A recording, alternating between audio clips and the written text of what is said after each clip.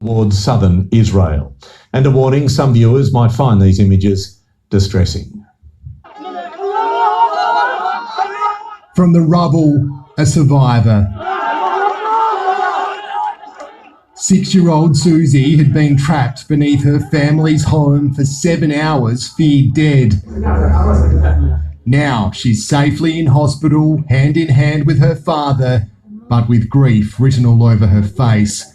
Her father explains that her mother and all 4 of her siblings did not survive. This is what has caused the heartache, a pre-dawn Israeli bombardment.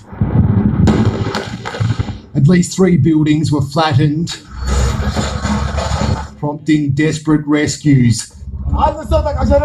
Several lives were saved, but many people died. This is a funeral for 17 members of one family. The Israelis released vision of one airstrike they say struck the home of Gaza's top Hamas leader, Yahya Sinwar. It's thought he wasn't home, but Israel says it is successfully eliminating what it calls terror infrastructure, a description it's also given to the media tower it toppled, claiming it was shared with Hamas militants. We've asked Israel for the evidence. We'd like an independent inquiry. Was Hamas there? What does the evidence show? Gaza continues to fight, launching another barrage of rockets, one striking the southern city of Ashkelon, damaging a synagogue and setting cars ablaze. The United Nations Secretary General describing the hostilities as utterly appalling. Fighting must stop. US President Biden says his administration is continuing to work towards calm. Palestinians and Israelis equally deserve to live in safety and security. But asked about the prospects of a ceasefire, the Israeli Prime Minister has given no guarantees. And frankly, if Hamas thought that they could just fire on our rockets and then sit back and enjoy immunity, that's false.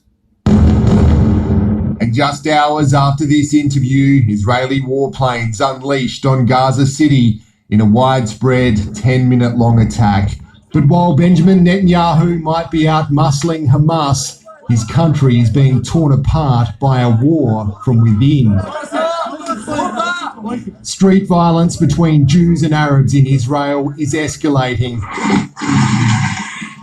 6 police officers were injured when this car slammed into a police post in East Jerusalem. The driver was shot dead. Pope Francis today praying for the innocent victims on both sides. Numerose persone sono rimaste felici. And calling for those in charge to end the clamour of weapons and walk the path of peace.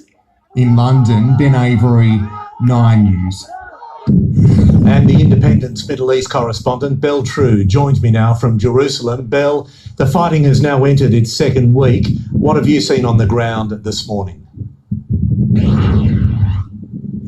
Well, we had another very heavy night of bombardment over Gaza. I was speaking to civilians in the early hours this morning. They said they could almost have about 50 airstrikes in just 10 minutes. The Israeli army released a statement this morning saying they're once again targeting what they call the metro system, an underground network of tunnels that militants have been using to attack Israel from. Now, they say they've hit some 35 kilometers, they've hit some 15 kilometers worth of those terror tunnels with at least 52 different aircraft. But of course, that means that it's very likely that the death toll is going to have risen overnight. We don't have any confirmed numbers so far, but certainly speaking to people on the ground, they said it was extremely, extremely strong. Meanwhile, of course, militants in Gaza have been firing back at Israel. It's been slightly calmer this morning in comparison to former days, but in total, Israeli military say that over 3,000 rockets have been fired at Israel, which is nearly the entire total of rockets fired at Israel during the 7-week 2014 war, just to give you a comparison there. So it feels very much like now the ceasefire is not on the horizon. The fighting will continue, and unfortunately, I think the death toll is going to rise.